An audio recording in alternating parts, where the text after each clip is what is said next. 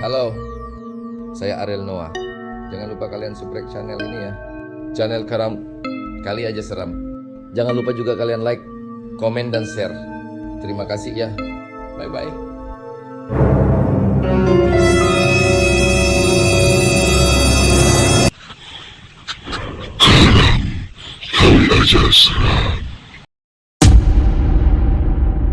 Warung goib, lo pernah gak sih, lagi di perjalanan malam-malam? Lapar, lihat ada warung di tengah hutan. Terus lo mikir, mampir bentar paling cuma warung biasa.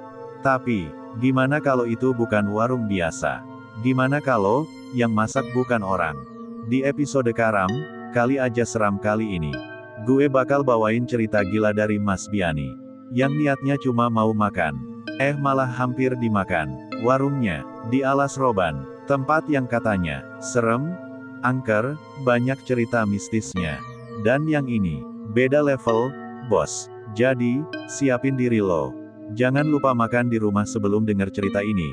Jangan lupa subrek, like, dan komen. Markilai, mari kita mulai.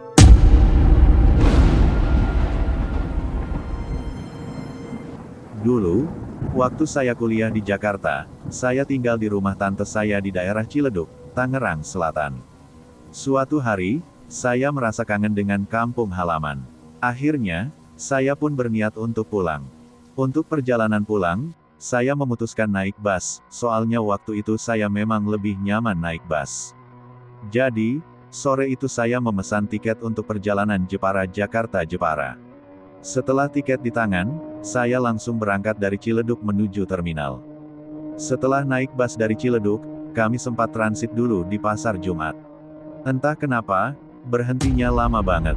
Dari Kampung Rambutan ke Pasar Jumat aja rasanya makan waktu panjang, tapi ya sudahlah, saya nikmatin aja perjalanannya. Nggak terasa, tiba-tiba waktu sudah masuk maghrib. Bus pun akhirnya masuk ke tol. Karena sudah malam, lampu di dalam bus dimatikan. Refleks, begitu terdengar azan maghrib, saya segera sholat di dalam bus, soalnya nggak mungkin dikodok juga, kan? Yang bikin suasana makin sepi, penumpang di bus itu cuma ada 6 orang dari total kursi yang mungkin ada 20-an. Saya duduk di tengah, dekat toilet bus. Model busnya sih yang biasa, kayak bus pada umumnya. Bus yang saya tumpangi termasuk modern, ada 2 toilet, satu di tengah sebelah kiri dan satu lagi di bagian belakang. Kebetulan, toilet di bus ini letaknya di sebelah kiri bawah. Begitu waktunya maghrib, saya bergegas ambil wudhu. Masalahnya, nggak ada air. Akhirnya saya minta air mineral ke kru bus. "Mas, minta air aqua dong, yang besar ya, buat wudhu," kata saya. Untungnya mereka ngasih. Karena keterbatasan tempat, saya sholat di bangku saya sendiri. Penumpang lain kebanyakan duduk di depan, sementara saya sendirian di bagian tengah. Belakang, kosong, bang, sepi banget. Saya pun niat sholat, menghadap ke arah depan bus. Allahu Akbar, saya takbir, memulai sholat maghrib di tengah perjalanan itu. Saya mulai sholat, baru rakaat pertama, tiba-tiba, ada sesuatu yang aneh. Di telinga saya, terasa seperti ada yang nyiupin angin, bang, pelan banget, sampai bikin merinding. Awalnya saya kira itu angin dari atas AC. Mungkin angin AC doang, pikir saya. Jadi saya cuekin. Tapi, anehnya, makin lama, tiupan itu terasa makin dekat. Saya coba tetap fokus. Sampai di rakaat terakhir, saya ruku. Nah, disitulah kejadian anehnya makin jadi. Saat saya ruku, tiupan angin itu tiba-tiba makin kenceng, dan ada yang lebih serem lagi, saya dengar suara ketawa kecil. Hihihi. Suara itu halus, tapi jelas banget di samping telinga saya. Badan saya langsung merinding, bang, tapi ya gimana? Lagi ruku, masa saya kabur? Saya masih ruku waktu itu, posisi bener-bener fokus sholat. Tapi suara ketawa kecil itu, hihihi, masih kedengeran jelas di telinga saya. Hawa di dalam bus mendadak senyap banget. Udara rasanya berat, dingin, kayak tiba-tiba merinding seluruh badan. Saya, bang, mau bangkit buru-buru juga nggak berani. Jadi saya tetap ruku sambil mikir, ini apaan sih? Jangan-jangan cuma perasaan gue doang. Tapi karena makin nggak enak, saya spontan baca ayat kursi pelan-pelan. Harapannya sih itu cuma halusinasi. Akhirnya, saya perlahan-lahan bangkit dari ruko. Dan pas saya buka mata, bang. Tepat di depan kursi saya, ada kepala yang muncul dari balik sandaran. Tapi kepalanya kebalik. Mukanya, berantakan, bang. Kulitnya sobek-sobek, matanya putih melotot, dan mulutnya, ya Allah, nganga lebar banget sampai ke telinga. Bener-bener kayak senyum lebar yang gak manusiawi. Saya refleks teriak, astagfirullah. Sambil mundur ke belakang, kaki gemeteran, jantung rasanya mau copot. Saya teriak kenceng banget, astagfirullah. Refleks, semua orang di bus langsung panik. Sopir sampai nengok ke belakang sambil teriak, ada apa tuh di belakang? Beberapa penumpang juga ikut celingak-celinguk, pada penasaran. Saya yang masih setengah syok cuma bisa gelagapan. Ini, abis nonton film horor, bang. Kaget refleks aja, saya coba ngeles, padahal jelas banget yang saya lihat tadi bukan halusinasi. Itu apaan tadi? Penampakan, bayangan, atau, beneran ada yang ngikut?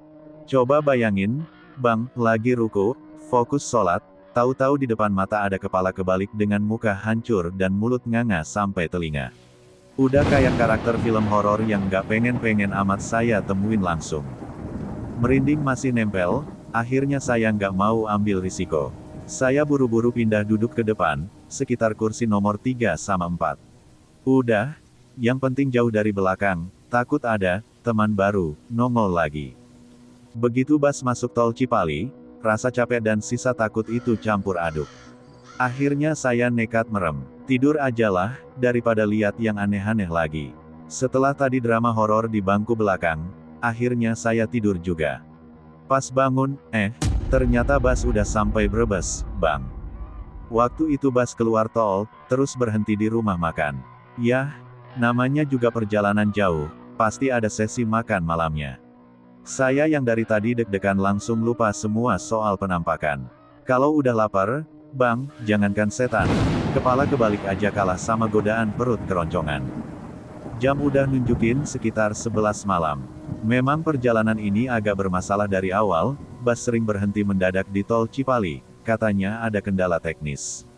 Kadang minggir sebentar, kadang nungguin apa nggak jelas. Tapi ya, saya pikir, yang penting sampai, meskipun pelan, asal jangan ada penumpang tambahan lagi. Di rumah makan, saya makan dengan lahap. Setan, penampakan, lupakan, perut lapar jauh lebih penting daripada mikirin horor-hororan tadi. Setelah makan malam, perjalanan lanjut lagi. Waktu itu, jalur tol dari Brebes ke Semarang belum sepenuhnya jadi, bang. Jadi, dari tol Brebes, bus langsung masuk ke jalur Pantura. Perjalanan terus berlanjut sampai mendekati Batang. Nah, sebelum sampai ke sana, kita harus melewati Alas Roban. Buat yang belum tahu, Alas Roban itu ada di Kabupaten Batang, Jawa Tengah, tempat yang legendaris dengan cerita-cerita mistisnya. Banyak kisah dari sopir truk, sopir bus, bahkan pengendara mobil pribadi yang ngalamin kejadian aneh di sana. Ada cerita yang bilang, berangkat sendirian, tapi pas nengok spion, ada penumpang duduk di belakang. Ada juga yang katanya ketemu pocong di pinggir jalan, atau tiba-tiba rute yang dilewati muter-muter nggak sampai-sampai. Dan, bang, malam itu saya ngalamin sendiri.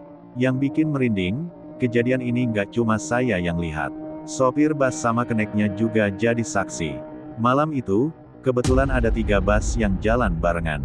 Malam itu, sopir bus ada 2 orang, ditemani kenek, dan beberapa penumpang asal Jepara, totalnya ada 5 orang yang jadi saksi hidup kejadian ini. Saya masih ingat jelas wajah-wajah mereka. Kalau mereka dengar cerita ini sekarang, pasti langsung nostalgia dan keinget kejadian mencekam malam itu, soalnya bukan saya aja yang ngalamin. Begitu masuk kawasan Alas Roban, suasana mendadak berubah. Saya kurang tahu pasti jalur mana yang kami lewati, jalur utara yang katanya minim penerangan atau jalur selatan yang sedikit lebih terang. Tapi feeling saya, ini jalur utara, soalnya gelapnya bukan main. Jalanan waktu itu masih rusak di beberapa titik. Dan yang bikin tambah horor, kondisinya hujan. Rintik air jatuh ke kaca bus, wiper bolak-balik, tapi tetap aja pandangan ke depan buram. Cahaya lampu jalan, nihil. Satu-satunya penerangan cuma dari lampu depan bus yang temaram. Sepanjang jalan, hening. Penumpang kebanyakan tidur, atau pura-pura tidur saking nggak mau lihat sekitar. Saya duduk sambil was-was. Ingat kejadian kepala kebalik tadi. Belum hilang dari pikiran, sekarang malah masuk alas roban. Dan waktu bus makin masuk ke tengah hutan, keanehan itu mulai terasa. Jalur di alas roban itu, nanjak dan banyak lubang. Bayangin aja, bus gede kayak yang saya tumpangin ini kalau ketemu jalan bolong, mau nggak mau harus pelan-pelan banget. Kadang sopir harus berhenti dulu, cek kondisi, atau agak minggir biar nggak nyangkut. Itu yang bikin perjalanan makin lama. Nah, bus yang saya naikin waktu itu kebetulan lewat jalur lama, jalur yang minim penerangan, tapi, anehnya, banyak warung di pinggir jalan. Iya, beneran, di tengah hutan yang katanya angker itu, berjejer warung-warung kecil. Ada yang jual es kelapa, mie instan, kopi, pokoknya makanan ringan buat sopir dan penumpang yang butuh istirahat. Mungkin karena zaman dulu jalur alas roban masih jadi rute utama, jadi banyak warga yang buka usaha di situ. Yang bikin merinding, warung-warung itu buka sampai larut malam. Bahkan, ada yang kayak 24 jam nyala lampunya. Saya sempat mikir, loh, ini beneran warung apa? Warung di dunia lain, ya. Tapi ya, karena hujan makin deras dan bus pelan, kami cuma lewatin aja tanpa berhenti. Dan pas bus mulai masuk ke area nanjakan terjal, suasana makin aneh. Pas sampai alas roban, ternyata hujannya udah reda, Tapi bekas hujannya masih kerasa banget, jalan basah, banyak genangan air di mana-mana. Saya sempat nengok ke pinggir jalan, warung-warung yang tadi saya lihat pada tutup semua. Mungkin karena hujannya tadi deras banget, jadi yang jualan juga milih nutup lebih awal. Bus terus melaju pelan, masuk ke tanjakan yang makin curam. Sopir mulai mainin kopling buat nanjak, tapi anehnya, koplingnya nggak mau masuk. Saya yang duduk sambil nahan kantuk langsung melek total. Wah, ini kenapa, Bang? Tanya kenek ke sopir. Sopirnya mulai panik, entahlah, ini kopling kayak ngadat. Udah dipencet nggak mau masuk. Bus pelan-pelan kehilangan tenaga. Kalau ditanjakan kopling nggak masuk, bus bisa mundur. Beberapa penumpang yang tadinya tidur mulai bangun. Suasana di dalam bus mendadak tegang. Saya pegang bangku depan, siap-siap kalau bus malah melorot ke belakang. Dan di tengah kepanikan itu, tiba-tiba ada sesuatu yang lebih aneh lagi. Bus masih berusaha nanjak, tapi koplingnya ngadat. Mau naik, susah. Mau mundur, nggak bisa. Sopir udah coba mainin kopling berkali-kali, tapi tetap nggak masuk. Suasana di dalam bus tegang, Kenek bolak-balik ke depan sambil ngasih aba-aba. Saya duduk sambil ngelirik keluar jendela. Alas roban malam itu, serem banget. Di kanan kiri cuma ada hutan lebat, gelap, dan jalanan yang makin ke dalam menyempit. Aura mistisnya kerasa banget, apalagi hujan baru aja reda, kabut tipis mulai turun, bikin pandangan keluar makin samar. Bus masih berhenti di tanjakan, sopir sibuk ngurusin kopling. Dan, disitulah kejadian anehnya mulai. Dari balik kaca, mata saya menangkap sesuatu. Loh, itu apa? Di pinggir jalan, di tengah hutan gelap itu. Ada anak kecil, sendirian. Jam 1 pagi, Anak itu cuma berdiri, pakai baju lusuh, dan ngeliatin ke arah saya.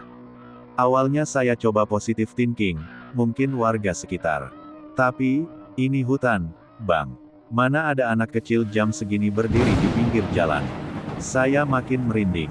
Matanya, kosong, tatapannya kayak nembus ke saya. Bus masih ngadat, sopir ngomel-ngomel sama kenek, tapi perhatian saya ke anak itu nggak bisa lepas. Dan yang bikin jantung mau copot. Anak itu senyum pelan. Bibirmu, tipis banget gerakannya. Kayak mau ngomong tapi nggak ada suara. Saya buru-buru nengok ke depan, nggak berani lihat lagi. Tapi pas saya lirik lagi, anak itu udah deket kaca. Bus masih berhenti di tanjakan, sopir sibuk mainin kopling yang masih ngadat. Saya yang tadinya cuma merinding, langsung shock total. Di pinggir jalan, anak kecil yang saya lihat tadi, ternyata nggak sendirian. Ada 5 anak kecil, Dan astaga, mukanya, hancur semua. Ada yang kepalanya tinggal separuh, ada yang nggak punya tangan, ada juga yang badannya cuma setengah. Kayak, bukan manusia utuh. Lima-limanya berdiri berjejer di pinggir jalan, ngadep ke arah bus. Mereka ngeliatin saya, tatapan kosong. Dan salah satu dari mereka, senyum tipis. Bibirmu sobek sampai pipi, Bang. Saya langsung panik, napas makin berat. Ini apaan sih? Ini apaan? Bus masih goyang-goyang karena sopir maksa benerin kopling, tapi perhatian saya cuma ke anak-anak itu. Makin seremnya lagi, salah satu anak itu pelan-pelan angkat tangannya yang setengah putus, dan nunjuk ke arah saya. Astagfirullah. Saya langsung loncat dari kursi, jalan cepat ke depan. Pak, saya ke depan, Pak. Ini ada yang aneh, Pak. Sopir nengok setengah heran, kenapa, Mas? Pak, tolong, baca istighfar, baca syahadat. Saya lihat anak kecil di pinggir jalan, tapi Pak, mereka nggak genep, Pak. Sopir langsung meringis, Kenek buru-buru buka botol air dan percikin ke setir. Mas, duduk sini aja depan. Pegangin doa, Mas, saya juga merinding ini. Sementara itu, di kaca spion samping, bayangan anak-anak itu makin dekat. Dan yang bikin jantung mau copot. Mereka pelan-pelan jalan ngikutin bus. Saya udah panik berat, Bang. Sopirnya awalnya ngeyel, Mas, bohong aja. Ini masalah kopling doang, nggak ada hubungannya sama yang aneh-aneh. Tapi saya makin gugup, Pak, sumpah, saya lihat sendiri. Ada anak-anak kecil di pinggir jalan, tapi mukanya hancur, Pak. Itu penampakan, Pak. Baca syahadat, Pak. Ayat kursi juga. Ini kayaknya diganggu sama penghuni sini, Pak. Kenek yang dari tadi diem, mulai pucat. Pak, mending dengerin Mas ini deh. Saya juga merinding dari tadi. Akhirnya, dengan berat hati, sopirnya ngalah. Ya udah, saya baca, Mas. Dia pegang setir erat-erat, mulutnya mulai komat kamit baca ayat kursi. Kenek ikut-ikutan, saya juga bacain doa sebisanya. Dan anehnya, begitu ayat itu selesai dibaca, kopling yang tadinya ngadat langsung masuk. Bus perlahan bisa jalan. Saya, sopir, sama Kenek langsung salting campur syok. Nah, kan, Pak, saya bilang apa tadi? Sopir cuma geleng-geleng, ya Allah, ini apaan sih, baru kali ini gue ngalamin kayak gini. Bus mulai nanjak pelan-pelan, tapi belum sempat lega, saya iseng nengok spion samping. Anak-anak itu masih ada, sekarang mereka lari ngikutin bus. Dan yang bikin darah saya beku. Satu dari mereka naik ke belakang bus. Saya langsung jerit, Pak, gaspol aja, Pak, jangan nengok belakang. Sopir panik injek gas, bus melaju ngebut, ban nyipratin air kemana-mana. Kenek sambil nutupin mata, ya Allah ya Rabbi. Sopir teriak, ini kenapa ada yang naik? Bus oleng dikit, tapi berhasil keluar dari hutan alas roban. Begitu lampu jalan mulai kelihatan, anak-anak itu hilang. Hanya tinggal suara napas ngos-ngosan dari kami bertiga di depan. Sopir lemes, Mas, ini beneran yang tadi, bukan halusinasi, kan? Saya nelen ludah, Pak, saya juga pengennya halu. Tapi, yang naik ke belakang tadi, bukan halu, Pak. Begitu sopir baca ayat kursi, ajaib, Bang. Kopling yang tadinya ngadat, langsung lancar. Bus perlahan nanjak, saya ngelirik ke sopir, Alhamdulillah, Pak, lancar juga akhirnya. Dalam hati saya langsung curiga, jangan-jangan, gangguan tadi gara-gara anak-anak kecil itu. Masih terbayang jelas anak-anak 5 orang di pinggir jalan tadi.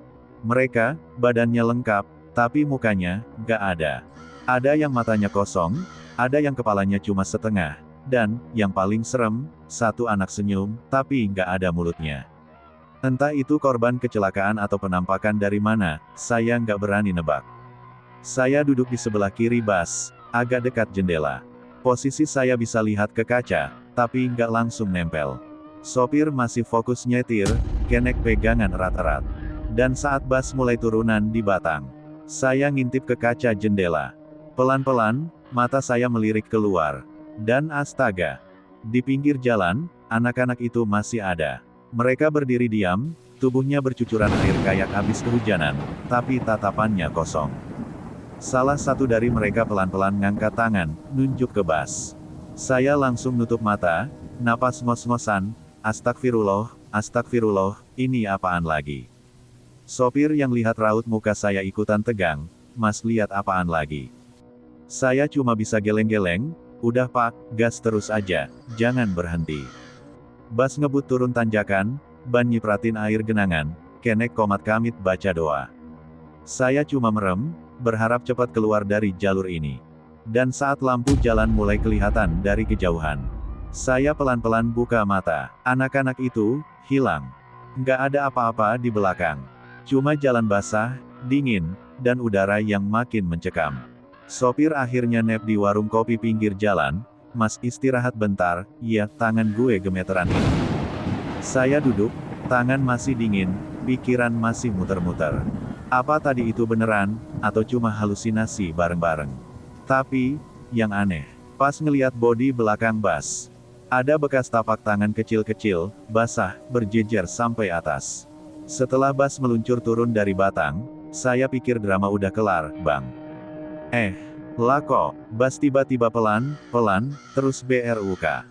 Berhenti total. Sopir matikan mesin, kenek turun cek bawah bas, terus teriak. Waduh, mogok, nih, masalah mesin. Saya langsung, lah, masalah apaan lagi? Kami semua diminta turun. Penumpang satu-satu keluar, ada yang ngedumel, ada yang pasrah. Kisaran jam 1 malam, udara dingin, Bang, dan sepi banget. Dan, ya ampun, lapar parah. Saya langsung keinget omongan sendiri tadi, kalau udah lapar, penampakan juga lewat, bodo amat, yang penting makan. Sebagian ada yang ngerokok, ada yang duduk selonjoran di pinggir jalan. Ada juga yang tetap di dalam bas tidur, kayak nggak peduli dunia. Saya keluar sendiri, cari-cari bekal di tas. Dapat mie instan, tapi nggak ada air panas. Wah, sial. Saya melirik ke sekitar, gelap. Cuma ada lampu bas redup, suara mesin dibenerin, sama angin malam yang bikin merinding. Tiba-tiba, di kejauhan, ada warung. Nggak nyala lampunya, tapi kayak ada bayangan orang duduk di situ. Saya mikir, ya udahlah, coba aja ke sana, siapa tahu ada Indomie rebus. Langkah saya nyeret-nyeret sandal, mendekat pelan-pelan. Semakin dekat, bau harum mie tercium. Yes, ini dia penyelamat malam, pikir saya. Saya lihat ada ibu-ibu tua duduk di kursi, senyum ramah banget. Mau makan, Mas? Suaranya serak-serak basah. Saya langsung semangat, iya, Bu. Mie rebus 1, sama teh manis panas, iya. Si ibu nunduk, mulai masak air, dan saya duduk, melurusin kaki. Lapar, ngantuk pokoknya nikmat. Beberapa menit kemudian, mie disajikan. Saya ambil sendok, siap makan. Tapi, pas saya lihat piringnya, mie-nya kosong. Cuma ada air bening, nggak ada mie, nggak ada apa-apa. Saya melirik ke ibu-ibu itu. Mukanya berubah. Matanya kosong, kulitnya keriput banget, dan mulutnya sobek sampai telinga. Dia senyum lebar, terus pelan-pelan bilang, makan. Mas, makan. Saya merinding. Sendok langsung jatuh. Astagfirullah. Saya teriak, bangun dari kursi, mundur-mundur.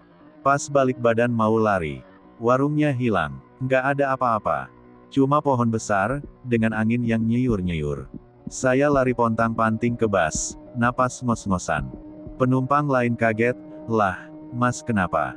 Saya cuma ngomong terbata, teh tadi, warung, ibu-ibu, mie.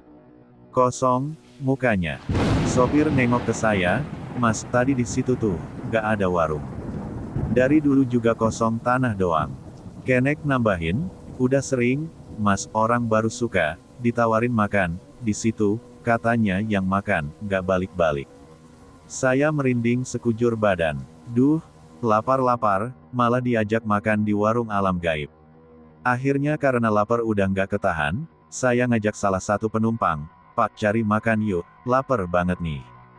Namanya saya samarin jadi Pak Wawan, ya, Bang, biar aman.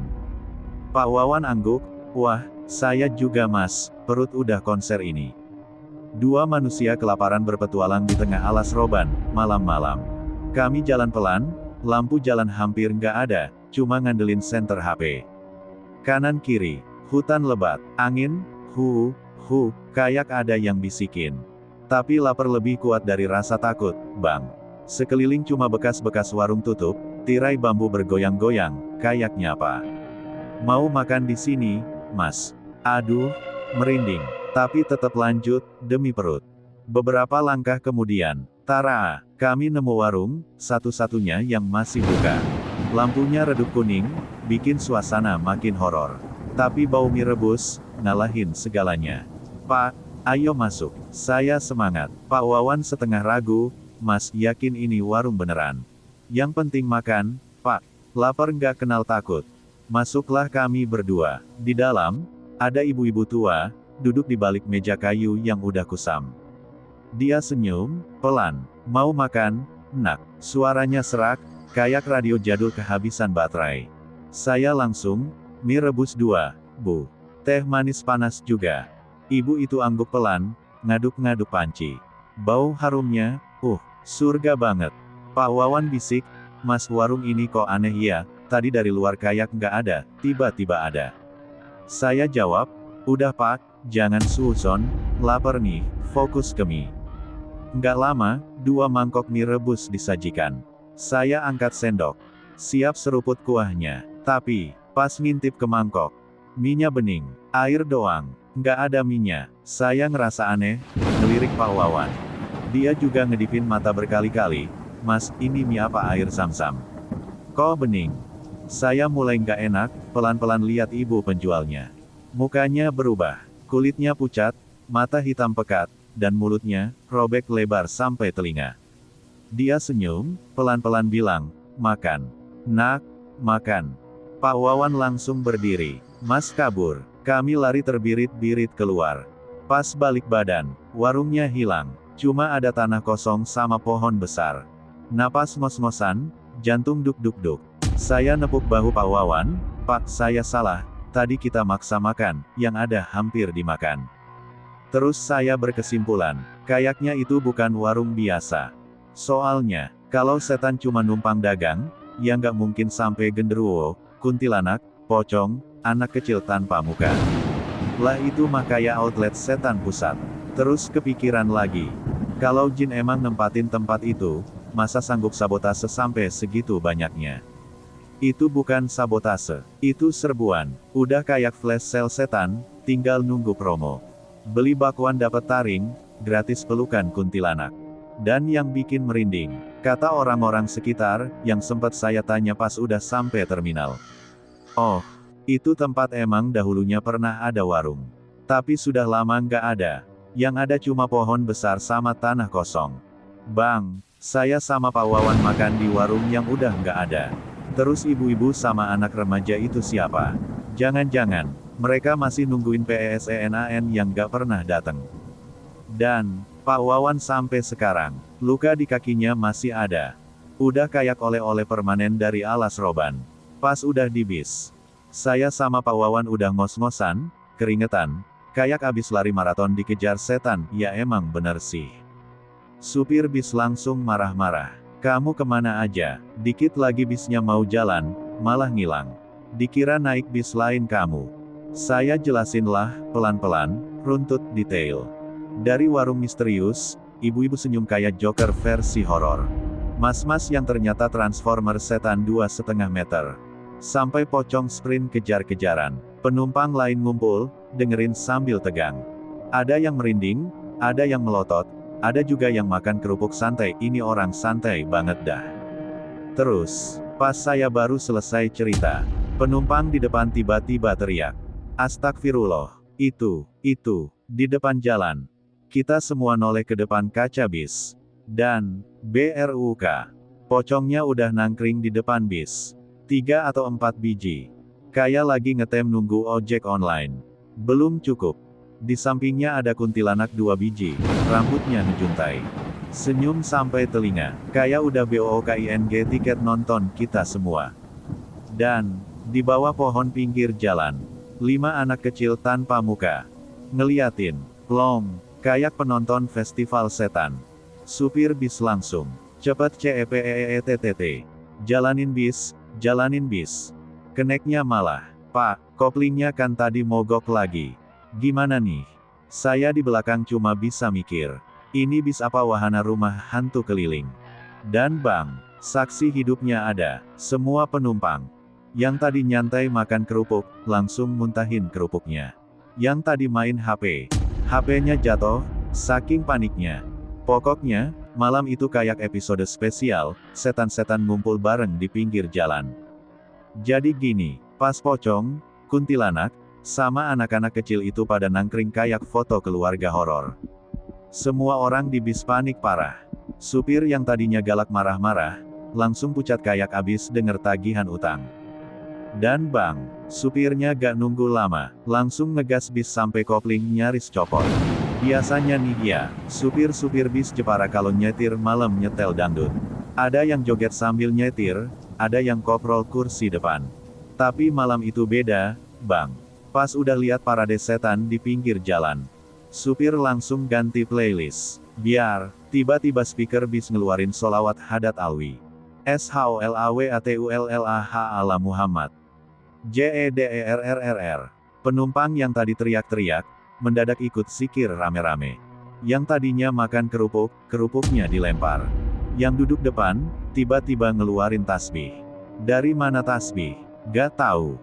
Pokoknya suasana dari konser horor berubah jadi pengajian keliling. Dan bang, dari Alas Roban sampai Jepara, gak ada yang berani tidur. Yang ada ikut sholawatan berjamaah, sampai supirnya pun sambil nyetir, nangis haru. Terus pas nyampe Jepara, sepi, semua turun, gak ada yang nengok belakang. Takut setan ikut naik. Pak Wawan cuma bilang ke saya, "Mas, ini pengalaman makan paling serem seumur hidup, saya trauma warteg sekarang." Yang ngalamin kejadian ini ada 6 orang. Dan warung yang mereka masukin itu, ternyata warung jin. Alas Roban, bang, tempat yang dari dulu udah terkenal angker. Tapi sekarang banyak yang lupa, gara-gara orang-orang udah pada lewat tol. Cepet sih, tapi kalau mau uji nyali, coba deh lewat jalur utara atau selatan. Siapa tahu dapat diskon makan bareng setan, gratis tapi nyawanya taruhannya. Dan ini yang bikin semua orang di bis kaget. Pas abis lihat pocong-pocong foto keluarga plus kuntilanak duet maut. Supir yang tadinya ngegas biasa aja, mendadak ngejerit. Astagfirullah. Gas POOL. Bis langsung ngebut kayak dikejar utang pinjol. Penumpang pegang kursi sampai jari putih. Yang tadinya rebahan santai, sekarang ngedoa khusyuk. Dan bang, ini yang paling kocak, pas semua udah panik. Supirnya muter lagu sholawatan. Allahumma sholli ala Muhammad. Penumpang, auto jadi jamaah dadakan. Ada yang zikir sambil geter, ada yang baca ayat kursi sambil nangis. Bahkan ada yang tiba-tiba hafal sholawat padahal tadi ngerokok santai. Dari Alas Roban sampai keluar, gak ada yang nenggelam. Supir fokus jalan, penumpang fokus selamat. Terus nih, ternyata pas supir awalnya sok kuat. Pas diceritain anak kecil 5 orang suruh syahadat sama ibu-ibu senyum taring 100 watt. Langsung panik, baru percaya pas lihat parade setan nangkring kayak barista kopi. Pokoknya bang, keluar dari Alas Roban itu ngerasanya kayak keluar dari neraka level demo. Semua lega, tapi trauma. Pak Wawan, masih takut makan warung pinggir jalan sampai sekarang. Saya, ketawa sampai ngos-ngosan. Takut iya, tapi kok bisa sampai ngumpul setan sebanyak itu. Abis keneknya sok-sokan gak percaya. Saya cerita ulang kejadian warung jin, dia masih ngeles. Ah masa sih, mas? Tapi bang, pas lihat langsung pocong sama kuntilanak selfie di kaca bis. Keneknya ujuk-ujuk lari ke tengah bis. Dari yang tadi santai di pinggir pintu, sekarang ngumpet kayak anak kecil takut disuntik. Dan nih yang bikin ngakak sekaligus ngilu. Dari jam 1 sampai jam 5 subuh. Biasanya waktu emas penumpang tidur lempeng. Tapi malam itu, gak ada yang merem. Semua tegap kayak mau upacara. Ada yang pegang tas erat-erat, ada yang liatin jendela sambil ngucap istighfar tiap 2 detik. Supir, fokus jalan tapi sambil ngerengek. Allahumma sholli ala Muhammad. Kenek, udah kayak murid dihukum depan kelas, diem merem melek takut. Dan ini punchline-nya, bang. Sejak kejadian itu, si Kenek trauma naik bis. Bayangin, kerjaan dia naik bis. Tapi sekarang, lihat bis langsung ngibrit. Mungkin kalau ditawarin kerja lagi, jawabnya, maaf, Bang, saya mending dagang cilok aja deh. Cilok nggak ada pocongnya. Penumpang, pada auto tobat. Ada yang habis turun langsung cari ustaz. Ada yang batal mau karaoke, malah ngaji di rumah. Pokoknya alas roban bikin semua orang sadar dosa. Terima kasih udah dengerin Karam, kali aja seram. Cerita yang serem. Jangan lupa follow, biar lo gak ketinggalan cerita horor absurd lainnya. Karam, kali aja seram. Sampai jumpa di episode selanjutnya. Dan jangan lupa, kalau lo takut, ya wajar, gue juga takut. Buat kamu yang lagi nganggur, kamu bisa daftar Maxim aja, lumayan buat tambahan. Buat yang mau daftar, tanpa SIM bisa, kendaraan lama bisa, langsung jadi, langsung bisa dipakai untuk narik. ADM-nya 50.000 aja. Hubungi WhatsApp 082283999895. Bisa untuk seluruh wilayah di Indonesia.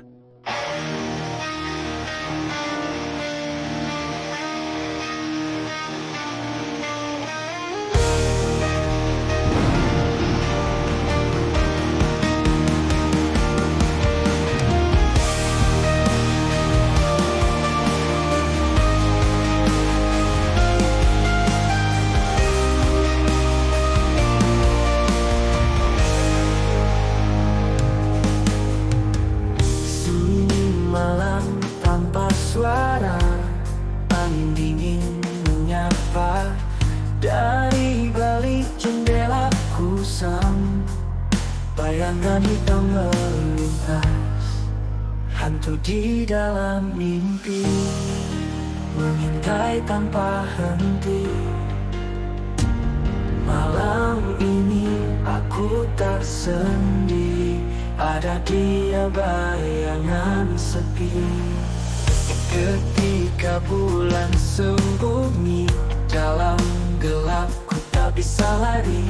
Langkah berat menghantui di lorong sunyi yang tak bertepi. Hantu di dalam mimpi mengintai tanpa henti.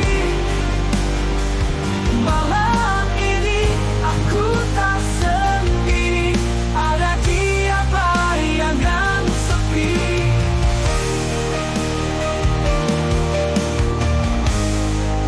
Ketika bulan sembunyi dalam gelap, ku tak bisa lari.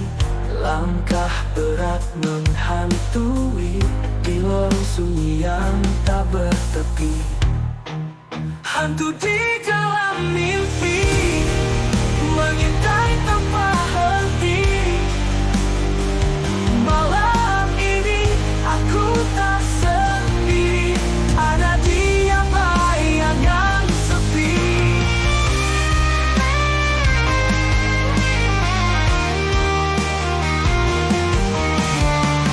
Bisikan dari kegelapan menyebut namaku perlahan. Aku terperangkap tak berdaya dalam bayangan yang tak nyata. Hantu di dalam mimpi mengintai tanpa henti. Malam ini